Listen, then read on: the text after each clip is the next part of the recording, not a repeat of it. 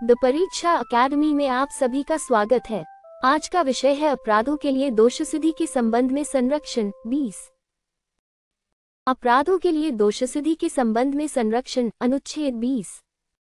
अनुच्छेद 20 भारतीय संविधान के भाग 3 में दिया गया एक महत्वपूर्ण मौलिक अधिकार है, जो आपराधिक कानून और दंड प्रक्रिया में व्यक्ति को राज्य की मनमानी के विरुद्ध सुरक्षा प्रदान करता है। अनुच्छेद 20 का उद्देश्य ये सुनिश्चित करना है कि किसी व्यक्ति को अपराध और दंड के संबंध में पूर्वव्यापी कानून, एक ही अपराध के लिए दोहरे अभियोजन और दंड, या स्वयं अपने विरुद्ध साक्ष्य देने के लिए बाध्य किए जाने जैसी स्थितियों का सामना न करना पड़े। अनुच्छेद 20 का संरक्षण केवल भारतीय नागरिकों तक सीमित नहीं है, ये नागरिकों और विदेशियों दोनों को उपलब्ध है। अनुच्छेद 20 में 3 प्रमुख संवैधानिक संरक्षण दिए गए हैं। पूर्वव्यापी दंडात्मक कानून के विरुद्ध संरक्षण अनुच्छेद 20 खंड 1। दोहरे दंड के विरुद्ध संरक्षण अनुच्छेद 20 खंड 2। आत्म अभिशंसन के विरुद्ध संरक्षण अनुच्छेद 20 खंड 3। पूर्वव्यापी दंडात्मक कानून के विरुद्ध संरक्षण अनुच्छेद 20 खंड 1 के अनुसार किसी व्यक्ति को किसी ऐसे कार्य के लिए अपराधी नहीं ठहराया जा सकता जो उस कार्य को किए जाने के समय लागू कानून के अनुसार अपराध नहीं था। इसका मूल सिद्धांत है कि कोई कार्य जब किया गया था, तब यदि वह अपराध नहीं था, तो बाद में कानून बनाकर उस व्यक्ति को उस पुराने कार्य के लिए अपराधी घोषित करके दंडित नहीं किया जा सकता। उदाहरण के लिए, यदि किसी कार्य को 2025 में करना वैध था और 2026 में कानून बनाकर उसे अपराध घोषित कर दिया गया, तो सामान्यतः उस कानून के आधार पर 2025 में किए गए उस कार्य के लिए व्यक्ति को दोषी नहीं ठहराया जा सकता। इसे x post facto criminal law अर्थात पूर्वव्यापी दंडात्मक कानून के विरुद्ध संरक्षण कहा जाता है। अनुच्छेद 20 खंड 1 ये भी सुनिश्चित करता है कि अपराध किए जाने के समय जो दंड निर्धारित था, उससे अधिक दंड बाद में बनाए गए कानून के आधार पर नहीं दिया जा सकता। उदाहरण के लिए, किसी अपराध के समय अधिकतम दंड 3 वर्ष का कारावास था और बाद में उसे बढ़ाकर 7 वर्ष कर दिया गया, तो पुराने अपराध के लिए बाद में निर्धारित अधिक कठोर दंड लागू नहीं किया जा सकता।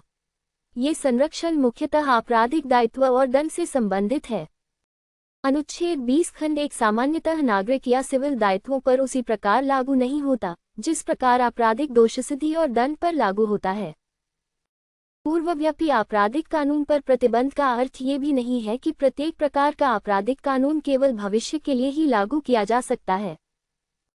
यदि बाद का कानून आरोपी के लिए लाभकारी है, जैसे दंड को कम कर देता है, तो अनुच्छेद 20 खंड 1 ऐसे लाभकारी परिवर्तन को पूर्व प्रभाव से लागू करने पर रोक नहीं लगाता।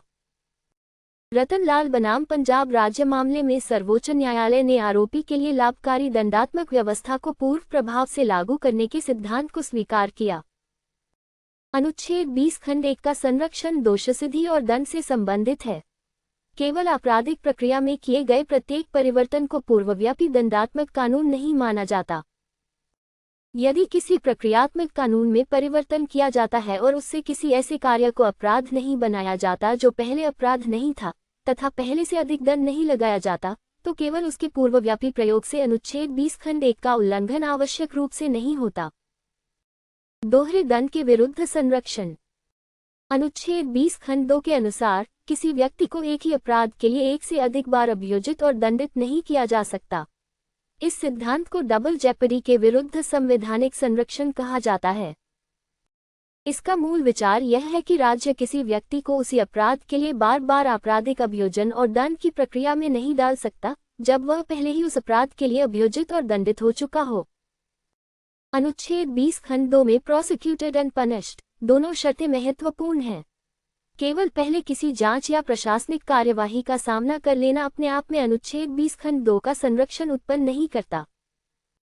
पहली कार्यवाही का वास्तविक अभियोजन होना और उसमें व्यक्ति का दंडित होना आवश्यक है। मकबूल हुसैन बनाम बॉम्बे राज्य मामले में सर्वोच्च न्यायालय ने सीमा शुल्क अधिकारियों के समक्ष हुई कार्यवाही और बाद के आपराधिक अभियोजन के संदर्भ में इस सिद्धांत की व्याख्या की। न्यायालय ने माना कि सीमा शुल्क अधिकारियों की कार्यवाही न्यायालय या न्यायिक अधिकरण के समक्ष आपराधिक अभियोजन के समान नहीं थी, इसलिए बाद का आपराधिक अभियोजन अनुच्छेद 20 खंड 2 से निषिद्ध नहीं था। ऐसे वेंकटरमन बनाम भारत संघ मामले में विभागीय जांच और बाद के आपराधिक अभियोजन के संदर्भ में भी यह स्पष्ट किया गया कि प्रत्येक विभागीय या प्रशासनिक कार्यवाही आपराधिक अभियोजन नहीं होती। इसलिए किसी सरकारी कर्मचारी के विरुद्ध विभागीय कार्रवाई होने के बाद उसी आचरण से संबंधित आपराधिक कार्यवाही हर स्थिति में डबल जेपडी का उल्लंघन नहीं होती। अनुच्छेद 20 खंड 2 का संरक्षण सेम ऑफेंस अर्थात उसी अपराध से संबंधित है। यदि एक ही घटना से अलग अलग तत्वों वाले दो स्वतंत्र अपराध उत्पन्न होते हैं, तो केवल घटना का समान होना अपने आप में दोनों कार्यवाहियों को एक ही अपराध के लिए अभियोजन नहीं बना देता। भारतीय संवैधानिक संरक्षण की भाषा अमेरिकी डबल जेपडी सिद्धांत से पूरी तरह समान नहीं है। अनुच्छेद 20 खंड 2 विशेष रूप से एक ही अपराध के लिए prosecuted and punished more than once को निषिद्ध करता है।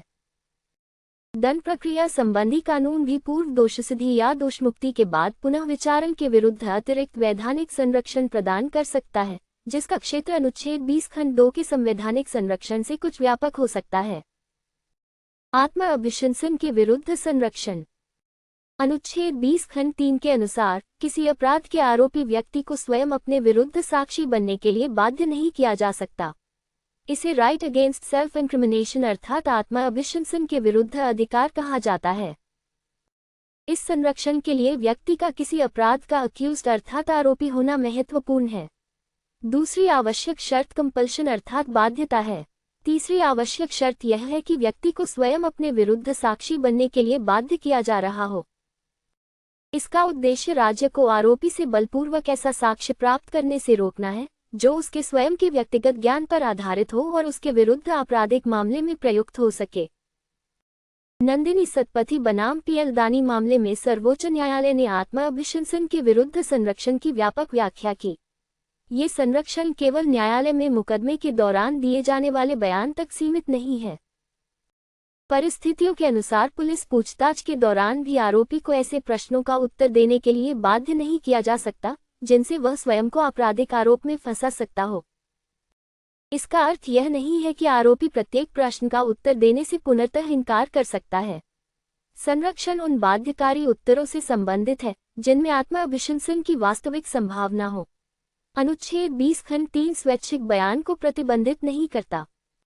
यदि आरोपी बिना दबाव, धमकी या बाध्यता की स्वेच्छा से कोई जानकारी देता है, तो केवल इस आधार पर अनुच्छेद 20 खंड 3 का उल्लंघन नहीं माना जाएगा कि वह जानकारी बाद में उसके विरुद्ध उपयोगी सिद्ध हुई।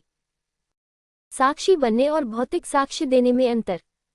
अनुच्छेद 20 खंड 3 की व्याख्या में टेस्टिमोनियल एविडेंस और फिजिकल एविडेंस के बीच अंतर महत्वपूर्ण है। स्टेट ऑफ बॉम्बे बनाम काठीकालू ओघार मामले में सर्वोच्च न्यायालय ने स्पष्ट किया कि स्वयं के विरुद्ध साक्षी बनने का अर्थ प्रत्येक प्रकार के भौतिक साक्ष्य देने से इनकार करने का अधिकार नहीं है। अंगुलियों के निशान, हस्तलेखन के नमूने, हस्ताक्षर के नमूने और शरीर से संबंधित कुछ पहचानात्मक भौतिक सामग्री को सामान्यतः व्यक्ति के व्यक्तिगत ज्ञान पर आधारित बाध्यकारी बयान के समान नहीं माना जाता। इसलिए ऐसे भौतिक या पहचान संबंधी साक्ष्य लेने को प्रत्येक स्थिति में अनुच्छेद 20 खंड 3 का उल्लंघन नहीं माना जाता। इसके विपरीत, आरोपी को अपने व्यक्तिगत ज्ञान का उपयोग करके ऐसा मौखिक या संचारात्मक बयान देने के लिए बाध्य करना जिससे उसके विरुद्ध आपराधिक सामग्री प्राप्त हो, आत्म अभिशंसन के संरक्षण को प्रभावित कर सकता है। नाको विश्लेषण, पॉलीग्राफ और ब्रेन मैपिंग। सल्वी बनाम कर्नाटक राज्य मामले में सर्वोच्च न्यायालय ने नाको विश्लेषण, पॉलीग्राफ परीक्षण और ब्रेन इलेक्ट्रिकल एक्टिवेशन प्रोफाइल जैसे परीक्षणों के जबरन प्रयोग पर महत्वपूर्ण निर्णय दिया। न्यायालय ने माना कि किसी व्यक्ति की सहमति के बिना ऐसे परीक्षण कराना, जिनके माध्यम से उसकी मानसिक प्रक्रियाओं से संचारात्मक प्रतिक्रियाएं प्राप्त की जाती हैं, अनुच्छेद 20 खंड 3 के आत्म अभिशंसन संबंधी संरक्षण को प्रभावित करता है। न्यायालय ने इस विषय को अनुच्छेद 21 के अंतर्गत व्यक्तिगत स्वतंत्रता, मानसिक निजता और मानवीय गरिमा से भी जोड़ा। इसलिए जांच एजेंसियों की अपराध की जांच करने की शक्ति असीमित नहीं है। जांच की तकनीक को आरोपी की संवैधानिक सुरक्षा के साथ संतुलित करना आवश्यक है। दस्तावेज और आत्म अभिशंसन। हर दस्तावेज प्रस्तुत करना अनुच्छेद 20 खंड 3 का उल्लंघन नहीं होता।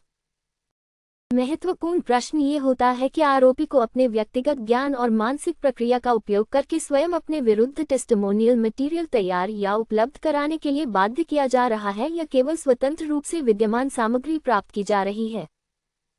इसलिए दस्तावेजों, डिजिटल सामग्री और अन्य साक्ष्यों पर अनुच्छेद 20 खंड 3 का प्रयोग परिस्थितियों और साक्ष्य की प्रकृति पर निर्भर करता है।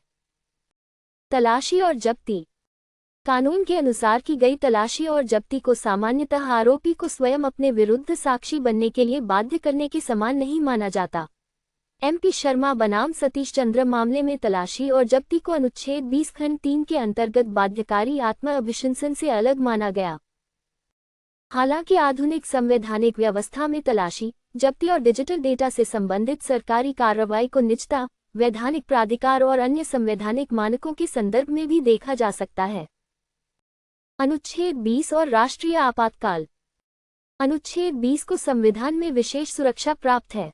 44वें संविधान संशोधन के बाद अनुच्छेद 359 के अंतर्गत राष्ट्रपति द्वारा न्यायालय जाने के अधिकार के निलंबन की व्यवस्था अनुच्छेद 20 और अनुच्छेद 21 पर लागू नहीं की जा सकती। इसलिए राष्ट्रीय आपातकाल के दौरान भी अनुच्छेद 20 के संरक्षण को निलंबित नहीं किया जा सकता। ये सुरक्षा इस सिद्धांत को मजबूत करती है कि आपातकालीन परिस्थितियों में भी राज्य किसी व्यक्ति को पूर्वव्यापी रूप से अपराधी घोषित नहीं कर सकता, एक ही अपराध के लिए बार बार अभियोजित और दंडित नहीं कर सकता, तथा आरोपी को स्वयं अपने विरुद्ध साक्षी बनने के लिए बाध्य नहीं कर सकता। अनुच्छेद 20 का मूल संवैधानिक दर्शन निष्पक्ष आपराधिक न्याय और राज्य की दंडात्मक शक्ति पर नियंत्रण है। अनुच्छेद 20 खंड 1 ये सुनिश्चित करता है कि अपराध और दंड बाद में बनाए गए कठोर कानून से पूर्वव्यापी रूप से न थोपे जाएं। अनुच्छेद 20 खंड 2 ये सुनिश्चित करता है कि एक व्यक्ति को उसी अपराध के लिए बार बार अभियोजित और दंडित न किया जाए। अनुच्छेद 20 खंड 3 ये सुनिश्चित करता है कि आरोपी को स्वयं अपने विरुद्ध साक्ष्य देने के लिए बाध्य न किया जाए। इस प्रकार अनुच्छेद 20 राज्य को अपराध की जांच और अपराधियों को दंडित करने की शक्ति से वंचित नहीं करता, बल्कि यह सुनिश्चित करता है कि उस शक्ति का प्रयोग निश्चित संवैधानिक सीमाओं, निष्पक्षता और व्यक्ति की गरिमा के अनुरूप किया जाए। हमसे जुड़ने के लिए आपका बहुत बहुत धन्यवाद। ऐसी ही उपयोगी अध्ययन सामग्री के लिए वीडियो को लाइक और शेयर करें तथा द परीक्षा अकेडमी चैनल को सब्सक्राइब अवश्य करें।